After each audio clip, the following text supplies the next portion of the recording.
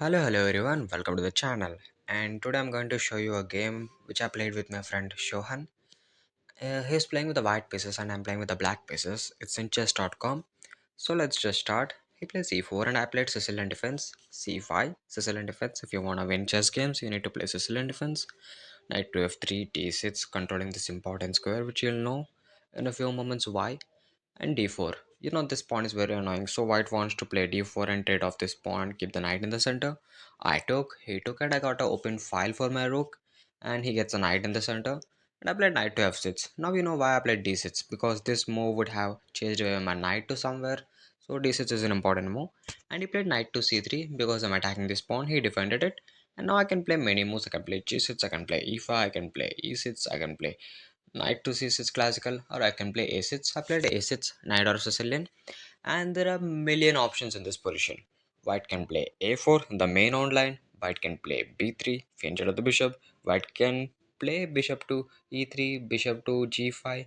Or white can play f4, white can play f3, white can play g3, white can play a3, white can play a4, white can play rook to b1, I mean g1, I can play rook to b1, and these almost have theory involved in them. And my opponent plays the sharpest one, second sharpest one, bishop to e3. English attack. He wants to play queen to d2, f3, and long castle and attack me on the king side. So let's see how he'll do. I played e5, a normal knight or move. In normal Sicilians, you don't want to play e5 and weaken the d6 pawn, because if you play e5, you'll not have support to play d5.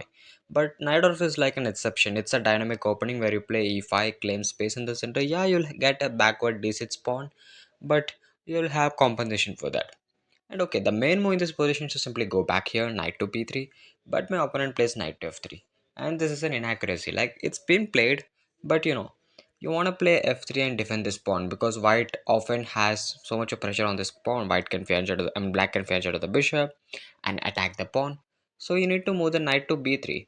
But he plays knight to f3, okay? And I played bishop to e6, a normal typical Sicilian move, stopping his bishop from going to c4, and then played queen to d2, preparing long castle. And I played bishop to e7, trying to castle. And he played long castles.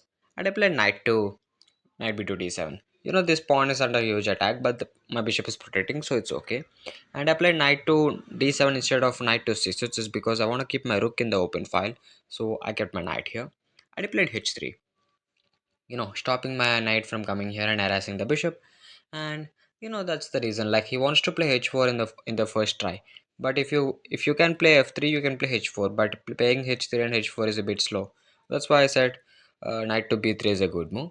And okay, I played rook to c8, and he played king to b1, you know getting away from this file. And I played the first inaccuracy of the game. It's very typical Sicilian sacrifice, but it's like a premature war in this position because white is simply better. I simply took this knight. I sacrificed the rook. I sacrificed the rook. What's the idea? After white takes, I'll simply capture the pawn. And I did not calculate anything. I thought of, like, okay, I'm removing this pawn. I'll be winning a pawn. I can play d5. I'll have a great center with my pawns. I thought of, like, okay, this would be very good, right? And yeah, it turned out to be very good. After I attacked his queen, he went back all the way home, queen to d1, and I played d5. I said I got a good center, and he played bishop to d3, attacking this knight. And the best move was to simply go back here. I mean, I I might have considered this move, but I was considering f5 in this position.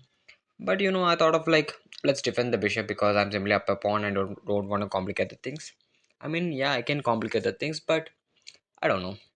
I can go back, but I simply defended with the bishop, and white is simply better in this position. Like, white needs to play another moves, but white simply took. I took. And this knight is under attack. I'm trying to ruin the pawn structure, so he played bishop to c1. Inviting me, but the main idea of bishop to c1 is to uncover the attack on the bishop from the queen. He will next play knight to d2 and attack my bishop second time and threatening to win a pawn. So I simply castled. He played knight to d2 and simply went back, bishop to g6, keeping the bishop in the long diagonal, and he plays g4. Going all offensive. He wants to play. aggressively against me. He wants to play h4, h5, f4, f5, and just checkmate me. And I played e4 just to vacate the square for my knight. And if this knight moves, I'll simply jump here. This important square, I'll be attacking the queen, and something will be good. So he played knight to f1. You know, if I play this move, he'll try to meet that move with this move. That's what happened in the game. Knight to e5 and knight to h2. He stopped me from coming here, and I played queen to c7. And I had a most devious idea, like I'm sacrificing a pawn in this position. He can take that, and he actually took that. The idea of this pawn sacrifice is to sacrifice another pawn, e3, sacrifice another pawn to open up the attack on this one. But isn't like there is no checkmate, right? Yeah, there is no checkmate.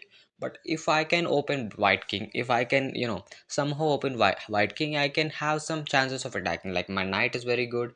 If I can infiltrate with my queen in the square, I'll simply bring my knight here, and I'll be having a constant pressure on the square. The bishop can't move, and I'll trade off this bishop over here, and I'll have a great attack. That's why I sacrificed this pawn. He simply played queen to e2, defending this pawn. I played rook to c8, sacrificing that pawn once again because I was like, okay, let's go all out. And he simply took that pawn. I need to capture with the bishop. I'm completely winning, like I'm -1 advantage. I need to capture with the bishop. But I thought of like something might be wrong. And I thought of like, okay, let's go into an endgame where I'm simply better. So I simply captured with the queen. He took with the queen. I captured with the bishop now. He can't go here because I'll be giving some discovered checks. So he goes to the end. And I play knight to d3. Knight to d3, just bringing pieces close to the attack. I just want to play this move and then checkmate white. So let's see how my opponent will defend. He defends perfectly. He plays rook to g1. Um, I don't know the purpose of rook to g1 to be honest. Like maybe to just push this pawn and he was like, I need to start my own attack. So he plays rook to g1 and I played bishop to f6, threatening checkmate. He can defend in two ways. The best move is to simply defend here, but he went back. He went bishop to c1, defending this pawn, and then I simply played this move, knight here. I'm just threatening to move my bishop somewhere, jump with the knight, and then give some discovered checks or do some damage. I'm trying to do that, and I'm also attacking his rook. He needs to move. He plays rook to d2, attacking my bishop, like some keeping some pressure on the bishop. But I eventually moved that bishop, so I played this move. And he might consider giving up an exchange here, maybe. So he plays a3. He was like, okay, I'm not going to give up an exchange. I'll have this square for my king. He plays a3, and I played knight to c2 check. He played king to a2, and I played b5. I want to play b4, and I was considering this pawn sacrifice also. Pawn sacrifice and this move, but the king can easily slide back to this a2 square. So maybe that pawn sacrifice might not work. So I played b5, and he played rook d to g1. You know, just centralizing the rooks and threatening checkmate. But that bishop is already protecting it. If that bishop is not there, I would be very anxious. And I played uh, h6 anyways because I want to create some lift for the king. LUFT lift because I want to create some lift. I don't want any back rank weaknesses. And he played rook to d6. Maybe he's trying to do something attacking this pawn. And I ignored that pawn. I played b4, sacrificing another pawn. He simply took. I took this pawn. He took. And I thought for a while. Like just look at this position. I had these bishops, I had this knight, I had this rook. There might be something for the white king. I thought of like I had a checkmate in this position. But nah, I didn't have a checkmate. Like the position is equal. I didn't have a checkmate. And I played the best move. And in fact the brilliant move, which my opponent did not, foresee. And when he saw this move, he was like, what? And I played knight to b4 check. I thought for 1 minute or something, and I played this move, and I miscalculated in some lines. I thought of like, let me show you. He took the knight because, of course, there is a fork. You need to take the knight. After this, the idea of knight sacrifice is to vacate the square for the rook, where I'll be harassing the king and with my bishops. So let's see how it will work. I went here, he goes here, I went here, and I was expecting him to go here, blundering his rook. but he did not fall for that. And I calculated like it's a forced move. I calculated like it's a forced move. He will need to move that, but he can simply go back. And I realized I'm not winning this, but I'm not losing this either. I'm not losing this either. So I gave this check. He went. Sorry. I gave this check. He went back up. I gave this check. He went back down, and it's a draw. In this position, it is three-fold repetition by draw. And yeah, that's the game.